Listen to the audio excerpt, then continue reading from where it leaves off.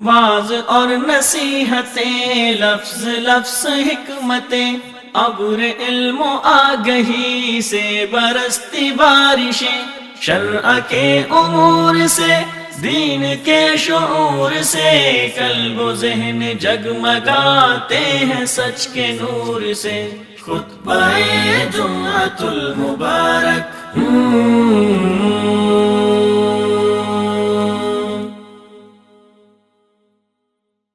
अस्सलामु अलैकुम वरहमतुल्लाहि वबरकातुह।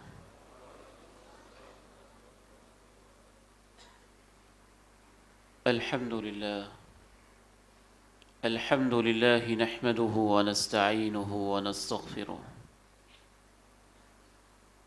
व नऊज़ु बिल्लाहि मिन शुरूरि अनफुसिना व मिन सय्यिआति अअमालिना। नऊज़ु बिल्लाहि मिन शुरूरि अनफुसिना ومن سيئات أعمالنا أشهد أن لا إله إلا الله وحده لا شريك له وأشهد أن محمدًا عبده ورسوله صلى الله عليه وعلى آله وصحبه وسلم. اللهم صل على محمد وعلى آل محمد كما صليت على إبراهيم وعلى آل إبراهيم إنك حميد مجيد. اللهم بارك على محمد وعلى آل محمد كما باركت على إبراهيم وعلى آل إبراهيم إنك حميد مجيد. رب اشرح لي صدري ويسر لي أمري واحلل عقدة من لساني يفقه قولي. اللهم طهر قلبي من النفاق وعملي من الرياء ولساني من الكذب وعيني من الخيانة فإنك تعلم خائنة الأعين وما تخفي الصدور. أما بعد، فإن خير الحديث كتاب الله وخير الهدي هدي محمد صلى الله عليه وعلى آله وصحبه وسلم، وشر الأمور محدثاتها وكل محدثة بدعة. أعوذ بالله السميع العليم من الشيطان الرجيم من همزه ونفخه ونفثه.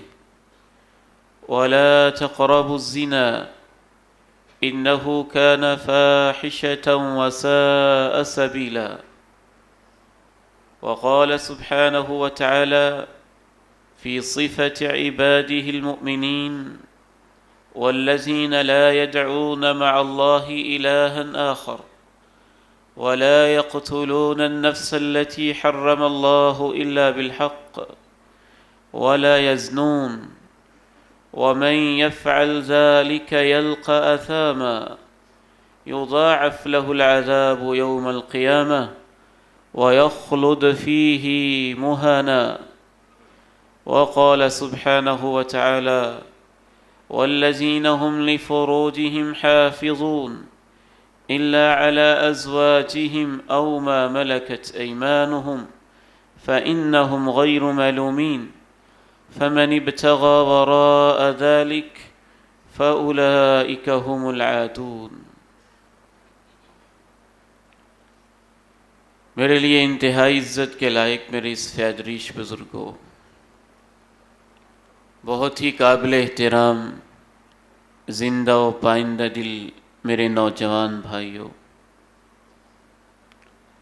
बहुत ही काबिल शफ़क़त अज़ीज़ों, बेटों और नौनिहालों,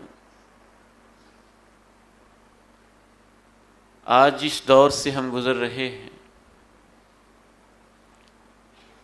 इसमें अपने दामन को बचाना, पाक दामनी को इख्तियार करना, हया की हिफाजत करना, गैरत को बचा के रखना मुश्किल ही नहीं, मुश्किल तरीन बना दिया गया है। दुपट्टे हैं और आंचल हैं कि सिरों से सिरके हुए, گریبان ہیں تو چاک کیے ہوئے، نیچے والا لباس ہے تو سکڑتا ہوا اور ٹخنوں سے اوپر اٹھتا ہوا، اخبارات ہیں تو برائی کی دعوت دیتے ہوئے، میڈیا چینلز اور سوشل میڈیا ہے تو فحاشی کے مناظر دکھاتا ہوا۔ اس ماحول میں اللہ کے پیارے نبی علیہ السلام کی وہ حدیث رہ رہ کے یاد آتی ہے۔ آپ نے ارشاد فرمایا والذی نفسی بیدہ، مجھے اس ذات کی قسم ہے جس کے ہاتھ میں میری جان ہے، لا تفنا هذه الامہ، یہ امت اس وقت تک فنا نہیں ہوگی حتی یمر رجل بامرأة، حتیٰ کہ اس امت کا یہ حال ہو جائے گا کہ ایک آدمی ایک عورت کے پاس سے گزرے گا، فیفترشها علی الطریق، سرعام چوک میں چوراہے میں روڈ کے اوپر ہی اس کے ساتھ برائی کے اندر مصروف ہو جائے گا، وَيَكُونُ خَيْرُهُمْ يَوْمَئِذٍ، اور جب میری امت کا یہ حال ہو جائے گا تو اس میں سے بہترین انسان اسے سمجھا جائے گا جو ان دونوں سے اتنا کہہ دے لَوْ تَسَتَّرْتُمَا وَرَاءَ هَذَا الْجِدَارِ، اگر تم نے یہ برائی کرنی ہی تھی تو دیوار کی اوٹ کے اندر برائی کر لیتے۔ یہ اس وقت ہوگا جب بالکل شریر لوگ باقی رہ جائیں گے، بدترین لوگ باقی رہ جائیں گے، اور ایسے ہی لوگوں کے اوپر پھر آخرت کی چنگھاڑ آئے گی اور قیامت قائم ہو جائے گی۔ آج کی ہماری ملاقات کا عنوان ہے زنا کے قریب مت جاؤ۔ یہ ایسا سلگتا ہوا موضوع اور برننگ ایشو ہے کہ کم از کم اس کے اوپر 2 خطبات جمعہ ہونے چاہیے۔ آج کے اس خطبہ جمعۃ المبارک میں ہم صرف چند ایک بنیادی باتوں کا جائزہ لیں گے کہ دین اسلام میں زنا کی حرمت، یہودیوں کے ہاں زنا کی حرمت، عیسائیوں کے ہاں زنا کی حرمت۔ زنا ایک ایسا بدترین فعل ہے، باقی جب بھی برائیوں کا اللہ نے تذکرہ کیا کہا یہ برائی نہ کرو، جب زنا کی باری آئی رب تعالیٰ نے کہا وَلَا تَقْرَبُوا الزِّنَا، زنا کے قریب بھی نہ جاؤ، إِنَّهُ كَانَ فَاحِشًا، یہ ہمیشہ ہی سے ایک برائی اور بے حیائی سمجھا جاتا رہا ہے، وَسَاءَ سَبِيلًا، اور یہ برا راستہ ہے۔ دین اسلام تو بڑا پاکیزہ عفیف دین ہے، نفیس دین ہے، شرم و حیا کا پیکر دین ہے۔ دین اسلام سے پہلے بھی کوئی ایسا دین نہیں ہے جس میں اللہ رب العزت نے زنا کی حرمت کو بیان نہ کیا ہو۔ یہ حضرت موسیٰ علیہ السلام ہیں، رب کے کلیم ہیں، وَكَلَّمَ اللَّهُ مُوسَىٰ تَكْلِيمًا، اللہ ان سے محو کلام ہوتے ہیں، باتیں کرتے ہیں، اور خاص خاص باتوں کے لیے ان کو کوہ طور پہ بلا لیتے ہیں۔ کوہ طور پہ وادی سینا میں رب تعالیٰ سے ہم کلامیوں سے محظوظ ہوتے ہیں۔ صرف سمجھانے کے لیے کہتا ہوں، جیسے کسی انسان کے ہاتھ میں موبائل ہو اور اس موبائل کے ذریعے بہت دور کسی سے باتوں کے اندر محو ہو، کوئی اس طرح کی صورتحال ہوگی کہ جناب موسیٰ علیہ السلام کوہ طور پہ ہیں، وہاں پہ ایک درخت ہے، مبارک وادی ہے، مبارک ٹکڑا ہے، اس درخت کے اندر سے نور کے شعلے فروزاں ہوتے ہیں، روشن اور منور ہوتے ہیں، وہاں سے اللہ رب العزت کے کلام کی آواز پڑتی ہے، سنائی دیتی ہے۔ جناب موسیٰ اس انداز سے رب تعالیٰ سے باتیں کر رہے ہیں۔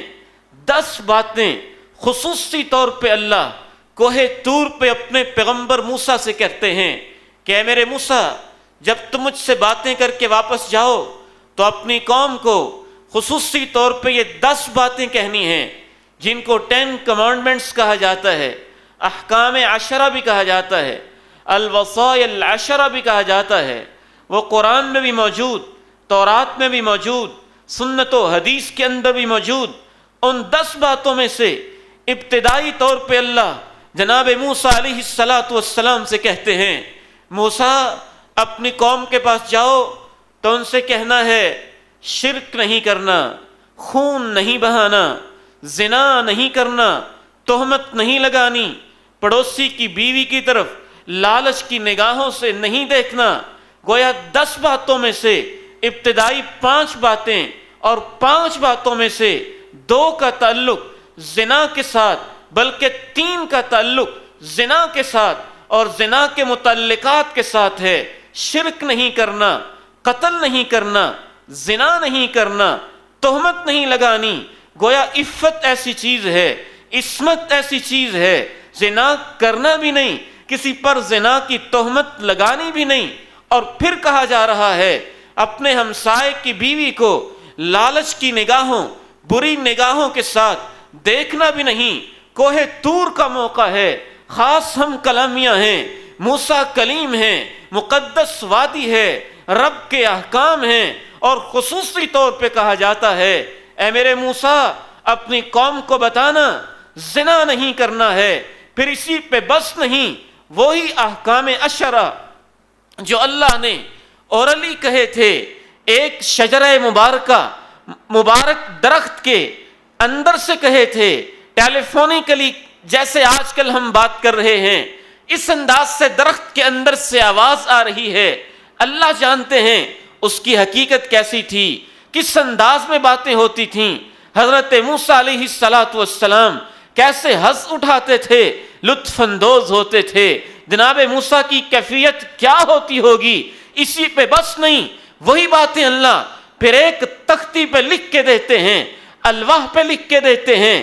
ان الواح کے اندر بھی لکھا ہوا ایک تحریری میسج اللہ رب العزت وہ بھی حضرت موسیٰ کے ہاتھ میں تماتے ہیں کہ اپنی قوم کو جا کے یہ بھی کہنا ہے، اور اس کے اندر بھی یہ لکھا ہے شرک نہیں کرنا، زنا قتل نہیں کرنا یعنی خون نہیں بہانا، زنا نہیں کرنا، تہمت نہیں لگانی ہے، اور بیوی کی، اپنے ہمسائے کی بیوی کو بری نگاہوں سے، لالچ کی نگاہوں سے نہیں دیکھنا ہے۔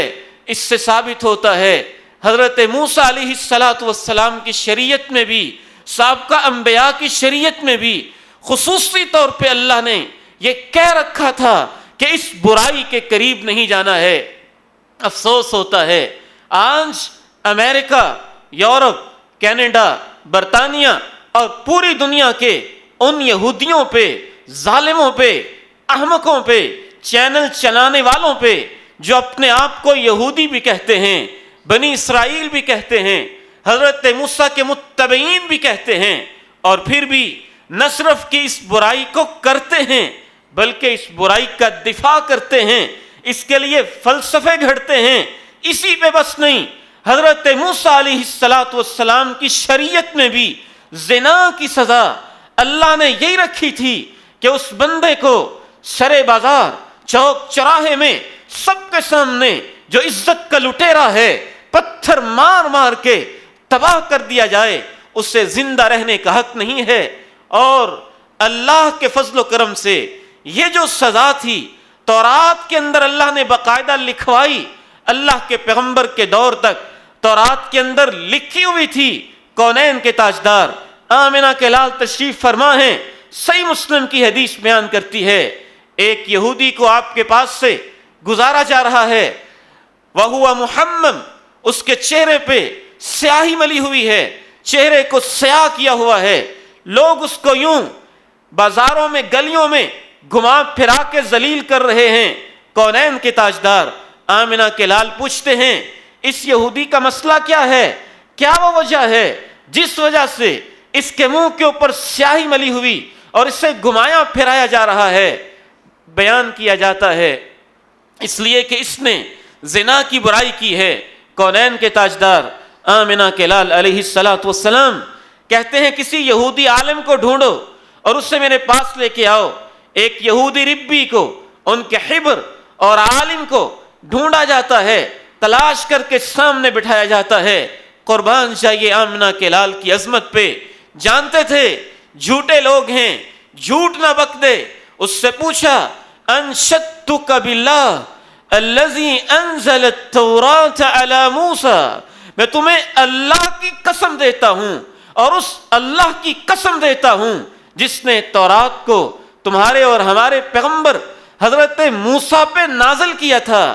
اہکذا تجدون فی التوراۃ، کیا جیسے تم زنا کی سزا دے رہے ہو تورات میں ایسے لکھی ہوئی ہے؟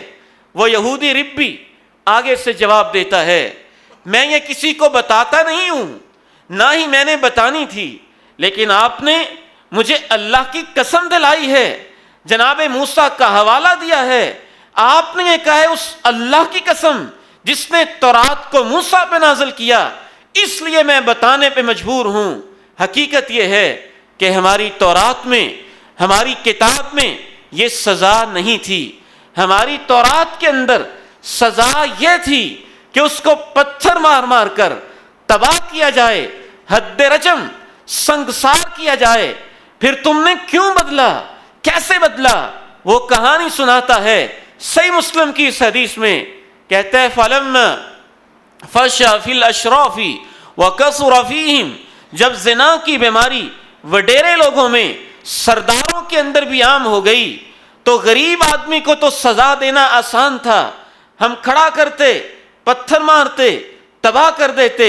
کوئی وڈیرا، سردار، جگیردار یہ برائی کرتا تو اس کا کنبہ قبیلہ، اس کی برادری، اس کی شان و شوکت اس میں رکاوٹ بن جاتی، ہم یہ سزا نہ دے پاتے. پھر اس طرح سے ظلم ہونے لگا، غریب آدمیوں کو سزا دی جاتی، امیر لوگوں کو، بڑے لوگوں کو، وڈیروں کو، سرداروں کو یہ سزا نہ دی جاتی. ان کو بس ایسے ہی جوتے مار کے، چھڑیاں مار کے یا منہ کے اوپر سیاہی مل کے بازاروں میں اس طرح کا کوئی انداز ہوتا یا ویسے بچ جاتا. پھر ہم نے میٹنگ کی اور اس کے اندر طے کیا کہ اس ظلم کو اللہ کے بندو ختم کرو، آپس میں ایک سزا کے اوپر اتفاق کرو جو امیر کے لیے بھی ہو، غریب کے لیے بھی ہو. اے اللہ کے نبی علیہ السلام، پھر ہمارے بڑوں نے تورات کی حکم کو بدل دیا اور ہم نے یہ طے کیا کہ جو بھی برائی کرے گا اس کے منہ پہ سیاہی مل کے بازاروں میں اس کو گھمایا جائے گا. اللہ کے پیغمبر نے اس موقع پہ کہا تھا یا اللہ تو گواہ رہنا، یا اللہ تیرا شکر ہے تیرے دین کو انہوں نے بدل دیا تھا اور آج تیرے پیغمبر نے تیرے قانون کو نئے سرے سے زندہ کر دیا ہے. ایک اور صحیح بخاری کی روایت ہے، اس سے ہی بھی پتہ چلتا ہے یہودی مرد، یہودی عورت زنا کرتے ہیں، اللہ کے پیغمبر کے پاس ان کو لایا جاتا ہے، وہ جانتے ہیں سزا کیا ہوگی لیکن چھپانا چاہتے ہیں. اللہ کے پیغمبر علیہ السلام ان سے پوچھتے ہیں تمہارے دین میں کیا سزا ہے، وہی تمہیں دوں گا. وہ ادھر ادھر کی باتیں کرنے لگ جاتے ہیں، یہ نہیں بتاتے تورات میں کیا سزا ہے. کہنے لگتے ہیں ہم تو ایسے ہی کرتے ہیں، جب کوئی مرد عورت یہ برائی کرتا ہے تو اس کو کسی سواری پہ بٹھاتے ہیں، چہرے پہ سیاہی ملتے ہیں، ان کے رخ مخالف سمت میں کر دیتے ہیں، گلیوں میں ان کو چکر لگواتے ہیں، یہی اس کو سزا دی جاتی ہے. کونین کے تاجدار آمنہ کے لال پوچھتے ہیں فَأْتُوا بِالتَّوْرَاةِ إِن كُنتُمْ صَادِقِينَ، اگر تم سچے ہو تمہارے دین میں یہ سزا ہے تو تورات کو لے کے آؤ. تورات کو لایا جاتا ہے. ایک یہودی نوجوان سے آپ فرماتے ہیں پڑھو تمہاری تورات میں کیا سزا ہے. پیچھے بھی پڑھتا ہے، آگے بھی پڑھتا ہے، جہاں یہ سزا لکھی ہوئی تھی اوپر انگلی رکھ دیتا ہے. جناب عبداللہ ابن سلام تشریف فرما ہیں، آپ کہتے ہیں میرے پیارے نبی ذرا ان سے کہیے نا انگلی کے نیچے کیا ہے، انگلی اٹھا کے جو اس کے نیچے سطر ہے وہ والی تو پڑھو. انگلی اٹھاتا ہے تو اس کے اندر بھی یہ سزا لکھی ہوتی ہے. حالات بدلتے جاتے ہیں، حالات کروٹ کھاتے ہیں. یہ ظالم یہودی جناب موسیٰ کے ساتھ، اپنے قانون کے ساتھ، اپنی شریعت کے ساتھ بغاوت کرتے ہیں. آج پوری دنیا میں مسلمانوں کو تانے دیے جاتے ہیں. مسلمانوں کا دین وہ ہے جس میں تشدد ہے، جس میں سختی ہے، جس میں وحشیانہ سزائیں ہیں، جس میں حد رجم ہے. کچھ ہمارے مسلمان اس سے مرعوب ہو کے اللہ کے پیغمبر نے جس سزا کے بارے میں یہ کہا تھا، یا اللہ تیرا شکر ہے کہ تیرے پیغمبر نے اس سزا کو اثر نو زندہ جاوید کر دیا ہے، وہ بیچارے مرعوب مسلمان، کمزور مسلمان، ضعیف العقیدہ مسلمان یوں سہمے جاتے ہیں. نہیں، ہمارے دین میں یہ سزا نہیں ہے. صرف ہمارے دین میں نہیں، یہودیوں کو ڈٹ کے کہیے اور ان سے پوچھئے، اسرائیل کے یہودیوں سے، امریکہ کے یہودیوں سے، دنیا کے یہودیوں سے، تم اپنے آپ کو اگر یہودی کہتے ہو تو اپنی تورات کو اٹھا کے تو دیکھو. تورات و انجیل و زبور کو تم نے بدل دیا. ان کا سر چشمہ، منبع اور مصدر و ماخذ رب تعالیٰ کی ذات ہے. اس نے ان ادیان کے اندر بھی یہی سزا رکھی تھی. وقت گزرتا چلا جاتا ہے، یہودی لوگ بے غیرتی، بے حیائی کے اندر حدیں کراس کرتے ہیں. ایک دن آپس میں میٹنگ کرتے ہیں، وہ بدنام زمانہ میٹنگ جس کو یہودی پروٹوکولز کے نام سے یاد کیا جاتا ہے. تھنک ٹینکس بیٹھتے ہیں، ڈاکٹرز بیٹھتے ہیں، پروفیسرز اور یہودیوں کے اسکالرز بیٹھتے ہیں، اور زائونزم تحریک اور صہیونیت سے وابستہ یہ ظالم یہودی بیٹھتے ہیں. بیٹھ کے مشورہ کرتے ہیں کہ پوری دنیا میں دین اسلام پھیلتا چلا جا رہا ہے. دن بدن حلقہ بگوشان اسلام کی تعداد میں اضافہ ہوتا جا رہا ہے. ہمارا دین دعوتی اور تبلیغی دین نہیں ہے. یہودی کہتے ہیں کہ یہودیت تو ایک نسلی دین ہے، جو بنی اسرائیل کی نسل میں سے ہے وہی یہودی ہے، جو ان کی نسل میں سے نہیں ہے وہ یہودی نہیں ہو سکتا. اگر معاملہ اسی طرح رہا تو ہم تو دنیا میں آٹے میں نمک کے برابر یا اس سے بھی کم رہ جائیں گے. کیا کیا جائے کہ جس طریقے سے ہم اپنے دین کو بھی پھیلائیں، مسلمانوں کو ورغلائیں. یہودی پروٹوکولز میں باقاعدہ یہ بات طے کی جاتی ہے، چاہے دنیا کے کسی مذہب کا انسان ہو، دو چیزیں اس کے اندر موجود ہوتی ہیں، ایک پیٹ کی خواہش، کھانے پینے کی خواہش، اور ایک پیٹ سے نیچے جنس کی خواہش، سیکسول ڈیزائر. اگر تم اپنے دین کو، یہودی ایجنڈے کو پوری دنیا میں پھیلانا چاہتے ہو تو ان دو چیزوں کی اتنی ایڈورٹائزمنٹ کرو، اتنی اشتہار بازی کرو اور اس کو دنیا میں اتنا پھیلا دو، ہر انسان کھانے پینے کی فکر میں لگ جائے، جنسی خواہش کی تسکین میں لگ جائے.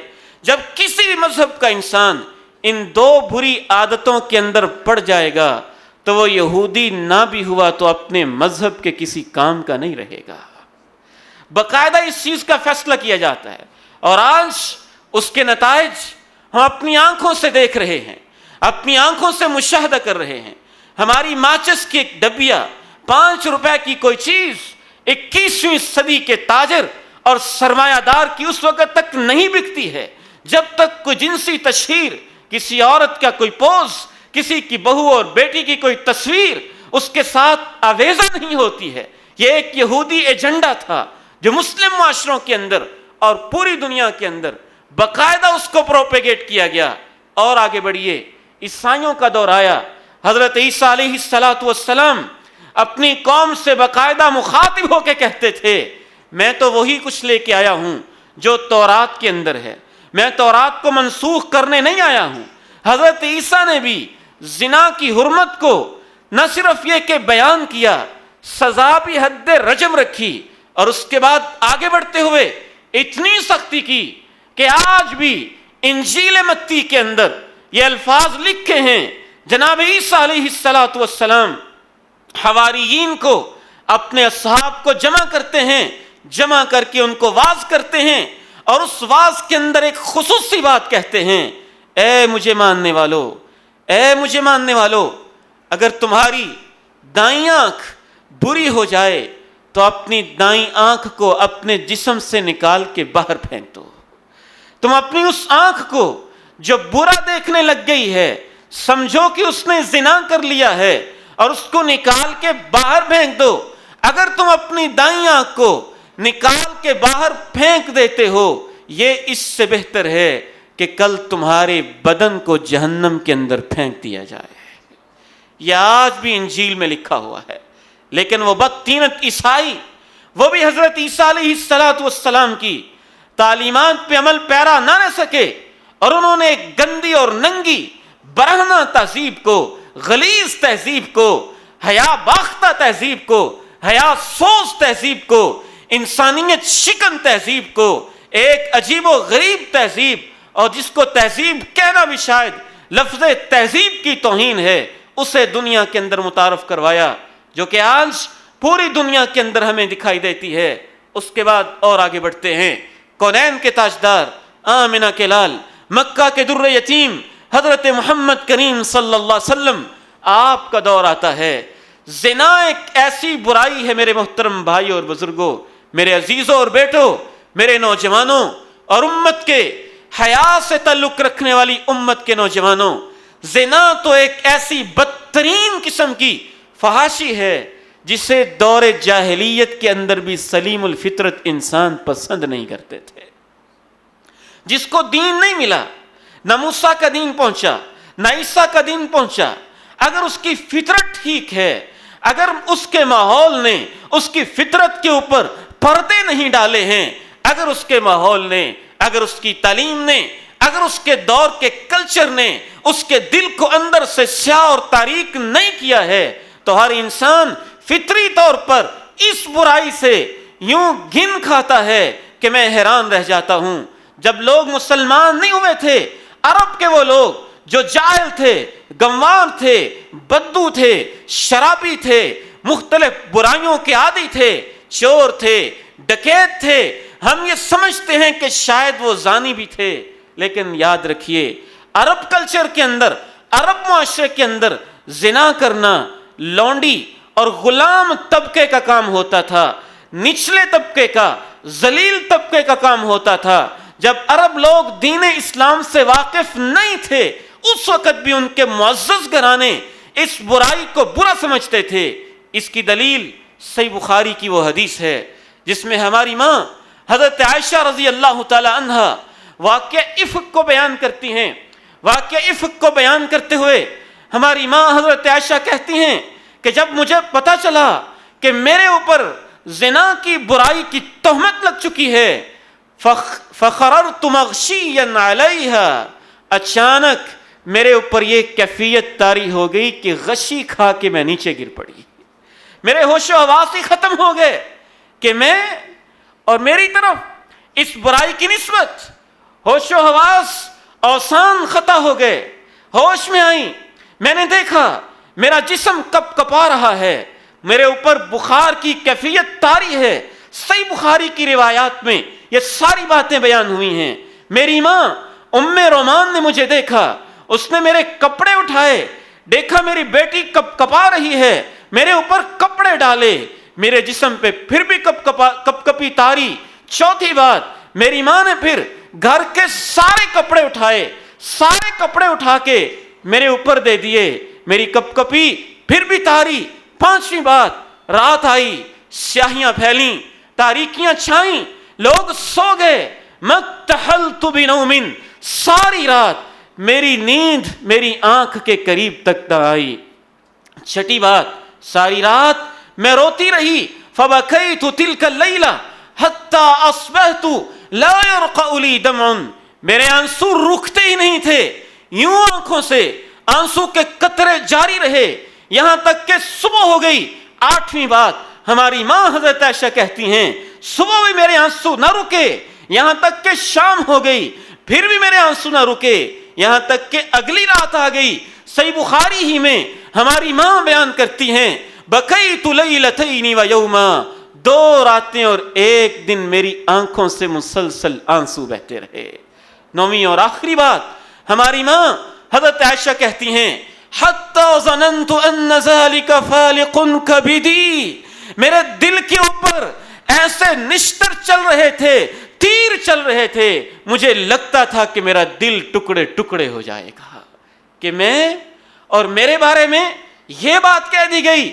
10ویں بات ہماری ماں حضرت عائشہ بیان کرتی ہیں، میرے ہچکی بن گئی، میری آواز اونچی ہو گئی، ام رومان کو پہنچی، ماں نے دلاسے دیے، میرے باپ جناب صدیق کو پتہ چلا، انہوں نے پوچھا ام رومان بیٹی عائشہ کو کیا ہو گیا ہے؟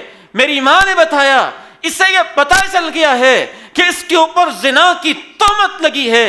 جناب صدیق جو پہاڑوں جیسی مصیبتوں کا مقابلہ کر لیتے تھے، اپنی بیٹی پہ اس تہمت کو برداشت نہ کر سکے، وہ بھی رونے لگ گئے۔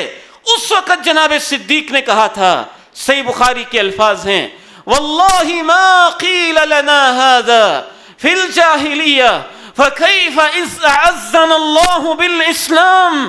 اللہ کی قسم ہے، ابو بکر کا گھرانہ جب مسلمان نہیں ہوا تھا، دور جاہلیت میں بھی ہمارے پورے خاندان میں کبھی یہ تہمت کسی پہ نہیں لگی ہے۔ دور جاہلیت میں بھی ہمارے خاندان کی کسی عورت پہ یہ تہمت تک نہیں لگی ہے۔ فکیف اذ اعزنا اللہ بالاسلام۔ آج مسلمان ہونے کے بعد ہمیں یہ دن دیکھنے پڑ رہے ہیں، اسلام نے ہمیں عزت دی، حیا کی پاکیزہ تعلیمات دیں، اور آج ہم پہ یہ تہمت لگائی جا رہی ہے۔ کونین کے تاجدار آمنہ کے لال علیہ السلام، میں اپنے نوجوان بیٹوں کو سمجھانا یہ چاہ رہا ہوں، اور انڈائریکٹ اپنی بیٹیوں کو اور بہنوں کو پیغام یہ پہنچانا چاہتا ہوں، آج تو ہم مسلمان ہیں، مسلمان ہونے کے بعد شرم و حیا کے جنازے نکل جائیں، دور جاہلیت کے پاکیزہ اور سلیم الفطرت اور اچھے قسم کے لوگ دور جاہلیت میں بھی اس کو اتنی برائی سمجھتے تھے۔ آمنہ کے لال تشریف فرما ہیں، قرآن مجید میں اس کا تذکرہ ہے، مکہ سے ہجرت کر کے عورتوں کے قافلے در قافلے آ رہے ہیں، آمنہ کے لال اپنا ہاتھ آگے کرتے ہیں، آنے والے مردوں سے، آنے والی بیٹیوں سے، آنے والی ماؤں سے، آنے والی بہنوں سے یوں اپنا ہاتھ آگے پھیلا کے دایاں ہاتھ سامنے کر کے کہتے ہیں، اگر تم مسلمان ہونا چاہتی ہو میرے ساتھ چند وعدے تو کرو۔ اذا جاءك المؤمنات يبايعنك على الا يشركن بالله ولا يسرقن ولا يزنين۔ جب مومن عورتیں آپ کے پاس آئیں اور وہ کچھ کہنا چاہیں، آپ کے ہاتھ پہ ہاتھ رکھ کے بیعت کرنا چاہیں، اور اس بیعت میں یہ آپ کہتے، دیکھو تم مسلمان ہو رہی ہو، مکہ سے آئی ہو، اگر میرے دین کو ماننا چاہتی ہو تو میرا دین یہ کہتا ہے، میرے دین میں داخل ہونے کے بعد شرک نہیں کرنا ہے، خون نہیں بہانا ہے، اپنی اولاد کو قتل نہیں کرنا ہے، چوری نہیں کرنی ہے، زنا نہیں کرنا ہے، بہتان نہیں لگانا ہے۔ اس کو احکام عشرہ سے ذرا کمپیریزن کریں، یہ اللہ کے پیغمبر ہیں، مدینہ کی مسجد ہے، مسجد نبوی کا ماحول ہے، مدینہ کا پاکیزہ ماحول ہے، اللہ کے پیغمبر اپنا ہاتھ آگے بڑھاتے ہیں۔ یہ بات ذہن میں رہے، پوری زندگی اللہ کے پیغمبر کے ہاتھ نے کسی غیر محرم عورت کو ٹچ نہیں کیا ہے۔ آپ مردوں کے اوپر تو ہاتھ پہ ہاتھ رکھ کر ان سے بیعت لیتے تھے، عورتوں سے کیسے بیعت لیتے تھے؟ امام ابن حجر نے 3 اقوال لکھے ہیں۔ ایک قول یہ ہے کہ بس ہاتھ علامتاً ایک سمبل کے طور پہ، نشانی کے طور پہ آگے کرتے، عورت اپنی جگہ پہ بیٹھی ہوئی اپنا ہاتھ آگے کرتی، اور آپ اس سے یہ الفاظ کہلواتے، شرک نہیں کرنا، اپنی اولاد کا خون نہیں بہانا، چوری نہیں کرنی، بہتان نہیں لگانا، نیکی کے کاموں میں میری نافرمانی نہیں کرنی، بس اسی طرح وعدہ ہو جاتا۔ دوسرا قول یہ بھی ہے کہ اپنے ہاتھ مبارک پہ آپ کو چیز پردے والی کوئی موٹی ایسی چیز رکھ لیتے کہ جس سے آپ کا ہاتھ ٹچ نہ ہوتا۔ تیسرا قول یہ ہے کہ برتن میں پانی ڈال لیتے، اپنا ہاتھ اس پانی کے اندر ڈال کے یہ وعدہ لیتے، پھر عورتیں بھی اسی پانی کے اندر اپنا ہاتھ ڈال لیتی، اور اس طرح سے بیعت ہوتی۔ بیعت کی جو بھی کیفیت ہے آپ اندازہ کیجئے ان ماؤں کا، بہنوں کا، بیٹیوں کا کیا حال ہوتا ہوگا جب اللہ کے پیغمبر، کونین کے تاجدار، شرم و حیا کے پیکر، پوری زندگی حیا کی تعلیم دینے والے اپنا ہاتھ آگے پھیلا کے کہتے ہوں گے، اے میرے کلمہ پڑھنے والی، شرک نہیں کرنا ہے، اولاد کا خون نہیں بہانا ہے، زنا نہیں کرنا ہے، چوری نہیں کرنی ہے۔ ایسے وعدہ لیتے مردوں سے، عورتوں سے بنیادی ایک کانٹریکٹ اور معاہدہ ہوتا دین اسلام میں داخل ہونے کے لیے. حضرت فاطمہ بنت عتبہ تشریف لائیں, آپ نے یہی الفاظ کہے, شرک نہیں کرنا, خون نہیں بہانا, زنا نہیں کرنا. جب زنا کا لفظ اس نے سنا تو اس نے اپنے چہرے کے اوپر دونوں ہاتھ رکھ لیے. زنا نہیں کرنا, اس لفظ سے بھی اس عورت کو اتنی نفرت تھی کہ یہ لفظ بولتے ہوئے بھی شرم و حیا کی پہ کر حضرت فاطمہ شرمانے لگ گئی کہ یہ لفظ میں بولوں. تب حضرت عائشہ پاس بیٹھی تھی, کہا ہم سب نے یہی کہہ کے معاہدہ کیا ہے, یہ الفاظ تو کہنے ہی پڑیں گے. ایک اور خاتون حضرت ہند رضی اللہ عنہا و ارضاہا تشریف لائیں, آپ نے اپنا ہاتھ آگے کیا اور ان سے معاہدہ لینا چاہا, شرک نہیں کرنا, خون نہیں بہانا, یعنی اپنی اولاد کو قتل نہیں کرنا, زنا نہیں کرنا, چوری نہیں کرنی, تہمت نہیں لگانی, نیکی کے کاموں میں میری نافرمانی نہیں کرنی. وہ سٹ پٹا کے رہ گئیں. پوچھا ہے اللہ کے نبی, او تزنی الحرہ, کیا کوئی شریف عورت زنا کر بھی سکتی ہے؟ کیا کوئی شریف زادی زنا کرتی ہے؟ کیا کوئی اچھے گھرانے کی عورت یہ برائی کر لیتی ہے؟ کہ میں آپ سے یہ وعدہ کروں, کونین کے تاجدار آمنہ کے لال علیہ الصلوۃ والسلام نے ارشاد فرمایا, واللہ لا تزنی الحرہ, اللہ کی قسم ہے شریف گھرانے کی عورت زنا نہیں کرتی ہے, برائی نہیں کرتی ہے, آزاد عورت زنا نہیں کرتی ہے. جناب عثمان غنی رضی اللہ تعالی عنہ ارشاد فرماتے ہیں, اللہ کی قسم ہے جب میں مسلمان نہیں ہوا تھا اس وقت بھی میں نے کبھی زنا نہیں کیا ہے. اس سے یہ پتہ چلتا ہے آج ہماری فطرتیں تبدیل ہو گئیں, ماحول بدلا گیا, معاشرت بدلی گئی, سوسائٹی بدلی گئی, رویے بدلے گئے, ویلیوز بدلی گئیں, قدریں تبدیل کی گئیں. ایسے ایسے ظالم, فاسق, فاجر, احمق لوگ دیکھے ہیں. مجھے معاف کیجیے گا, میں مجبور ہوں یہ کہنے پہ, جتنی انسانوں کے پاس دولت آتی جاتی ہے, جتنی اس کی کوٹھیاں بلند ہوتی جاتی ہیں, جتنی وہ اچھی سوسائٹیوں کے اندر دنیاوی لحاظ سے گھر بناتا جاتا ہے, معاف کیجیے گا یہ برائی ان کے کلچر کا حصہ بنتی جاتی ہے. شاید بعض لوگوں نے تو اس کو سٹیٹس سمجھا ہوا ہے, سٹیٹس سمجھا ہوا ہے, اور بعض اپر کلاس سے خصوصاً تعلق رکھنے والے ہوں یا غریب طبقے سے تعلق رکھنے والے ہوں. حیران ہوتا ہوں ہو کیا گیا ہے اس امت کے نوجوانوں کو, ہو کیا گیا ہے. وہ غریب بیٹیاں جو مزدوریاں کرنے کے لیے گاؤں میں دیہاتوں میں گھروں سے باہر نکلتی ہیں, ان کو پوچھا جائے, ان کی داستانیں سنی جائیں تو وہ روتی روتی کہتی ہیں ہماری عزتیں محفوظ نہیں ہیں.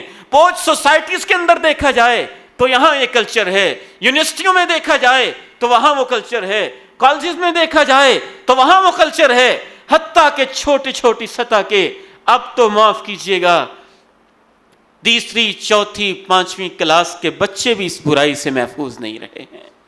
حالات ایسے ہو گئے, تبدیلیاں ایسی ہو گئی, معاشرت ایسی ہو گئی, یلغار ایسی ہو گئی, میڈیا کا امت کے اوپر حملہ ایسے ہو گیا.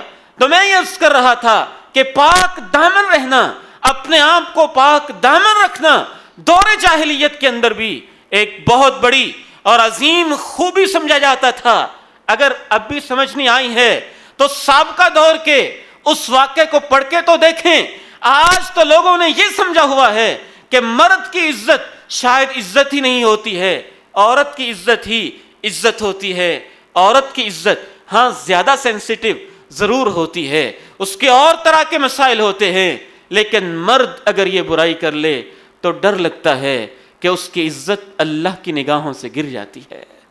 وہ کام کا بندہ نہیں رہتا, وہ کام کا بندہ نہیں رہتا, وہ دین کی خدمت کرنے والا اور اللہ کے پیغمبر شرم و حیا کے پیکر جو اللہ کے پیغمبر ہیں, ان کے دین کی خدمات کے حوالے سے وہ انسان ضعیف, قابل رد ہو جاتا ہے.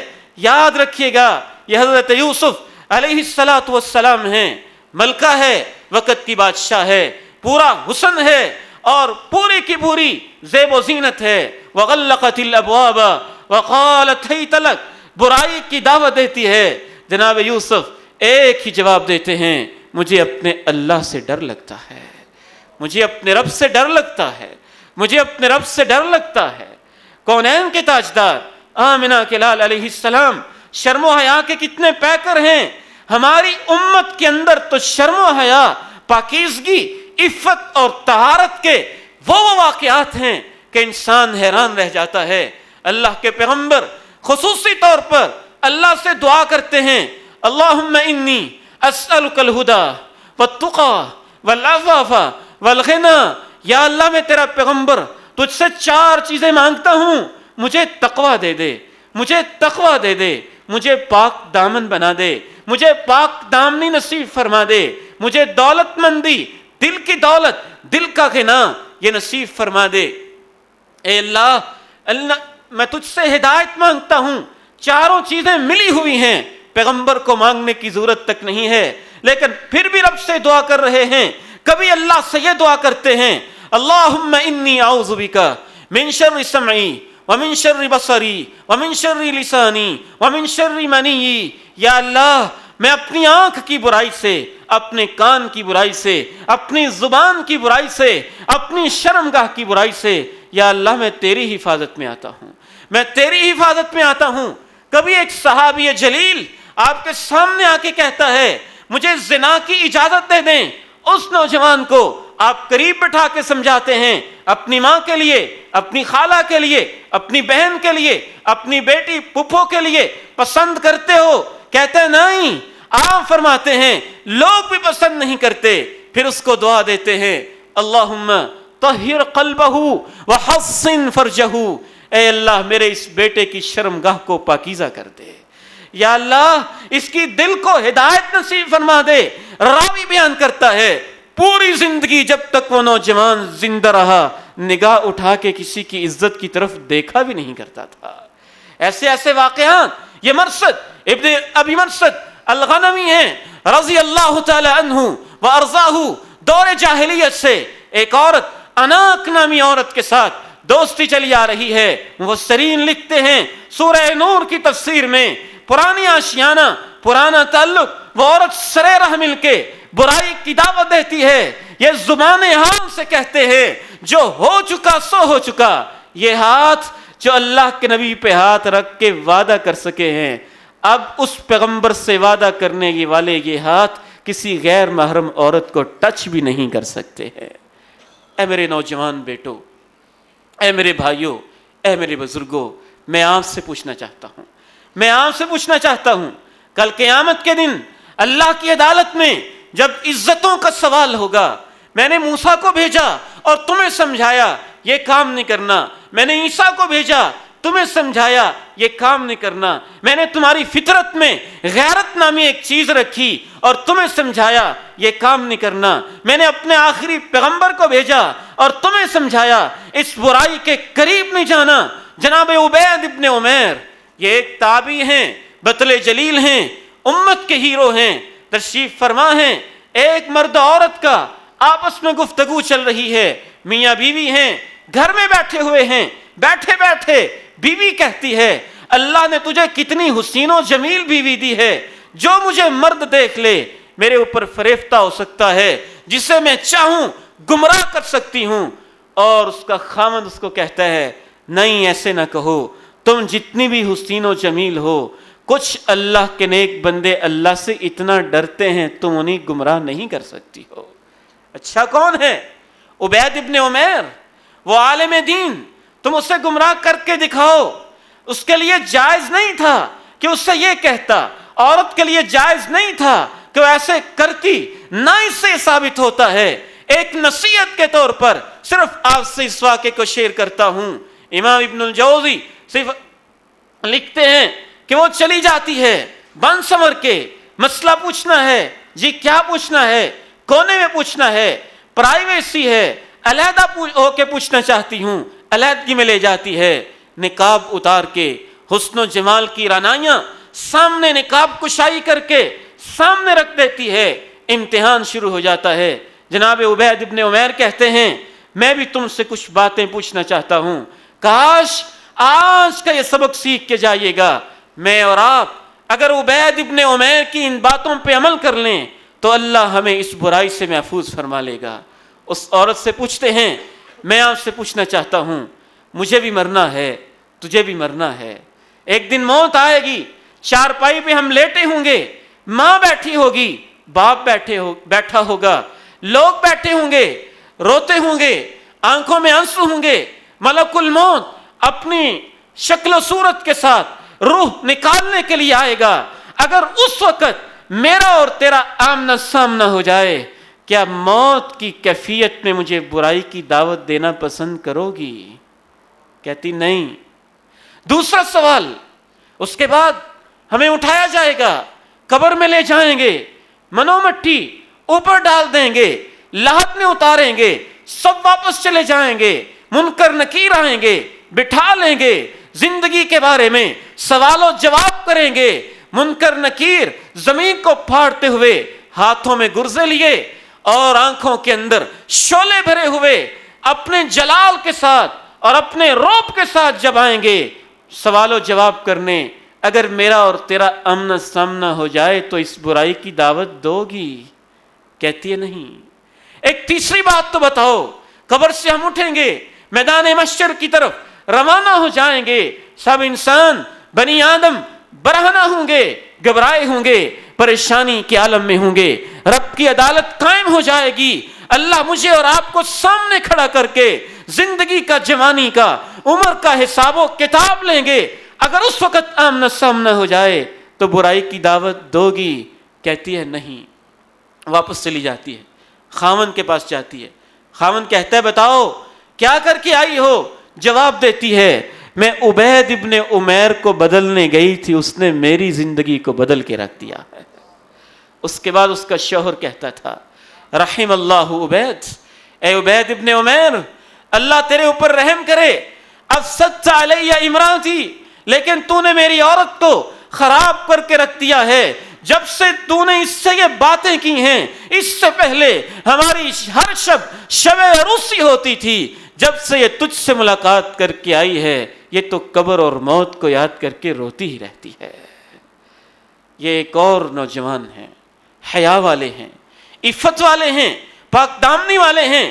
ان کا نام سلیمان ابن یسار, عطا ابن یسار, دونوں بھائی ہیں, سفر کر رہے ہیں, ایک جگہ پہ پڑاؤ کرتے ہیں, خیمہ زن ہوتے ہیں. سب لوگ اپنی اپنی ضرورت کے لیے خیمے سے باہر نکل جاتے ہیں. یہ اللہ کا بندہ اپنے خیمے میں بیٹھا رہ جاتا ہے. ایک عورت آتی ہے, دوشیزہ آتی ہے, حسن دکھاتی ہے, برائی کی دعوت دیتی ہے. یہ کیسے پاکیزہ لوگ تھے, اس کی بات کو سن کے آنکھوں میں آنسو آ جاتے ہیں, رونا شروع کر دیتے ہیں. اس قدر ہچکی باندھ کے روتے ہیں, اتنا مسلسل روتے ہیں. اسی اثنا میں چھوٹا بھائی پاس آتا ہے, سلیمان ابن یسار آتا ہے, وہ بھی رونے لگ جاتا ہے. اور لوگ جمع ہو جاتے ہیں, وہ بھی رونے لگ جاتی ہیں. عورت چپکے سے آہستہ آہستہ کھسک کے وہاں سے سرک کے نکل جاتی ہے. پھر قافلہ آگے روانہ ہو جاتا ہے. رات کو سوتے ہیں تو آج ابن یسار بیٹھ کے پھر رونے لگ جاتے ہیں. ان کے چھوٹے بھائی پوچھتے ہیں بھائی جان کیا ماجرا ہے؟ خیمے میں اکیلے تھے, اس وقت بھی آپ روئے تھے, میں نے نہیں پوچھا تھا وجہ کیا ہے, لیکن اب بتاؤ کہ اب سوئے ہو اور اب بھی روتے روتے یوں اٹھ کے بیٹھ گئے ہو, ہچکی ہے کہ تھمتی نہیں ہے, آنسو ہیں کہ رکتے نہیں ہیں, رونے کی وجہ کیا ہے بتاؤ تو صحیح.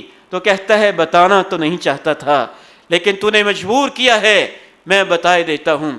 جب میں خیمے میں اکیلا تھا عورت نے مجھے برائی کی دعوت دی تھی اور میں اپنے ایمان کے خطرے کی وجہ سے رو رہا تھا. اب جب میں سویا ہوں تو خواب میں میری ملاقات اللہ نے حضرت یوسف سے کروائی ہے. آپ آئے ہیں, میں نے ان سے پوچھا جناب یوسف آپ کے اوپر اس وقت کیا گزری ہوگی اور امتحان کتنا کڑا ہوا ہوگا کہ جب ایک وقت کی ملکہ نے تمہیں برائی کی دعوت دی تھی اور میں ان کو کہہ کے خواب کے اندر رونا شروع کر دیتا ہوں. جناب یوسف مجھے پوچھتے ہیں اے ابن یسار روتے کیوں ہو؟ میں خواب کے اندر ان سے کہتا ہوں میں اس لیے روتا ہوں کہ مجھے آپ کا امتحان یاد آ گیا ہے. جناب یوسف کہتے ہیں جو تمہارا امتحان تھا اللہ نے اس میں تمہیں بھی تو کامیاب کر دیا تھا. سبعۃ یظلھم اللہ فی ظلہ یوم لا ظل الا ظلہ. شریعت ہمیں اتنی پاکیزہ بنانا چاہتی ہے, बुराई करना तो दूर की बात है, बुराई का मौका मौजूद है।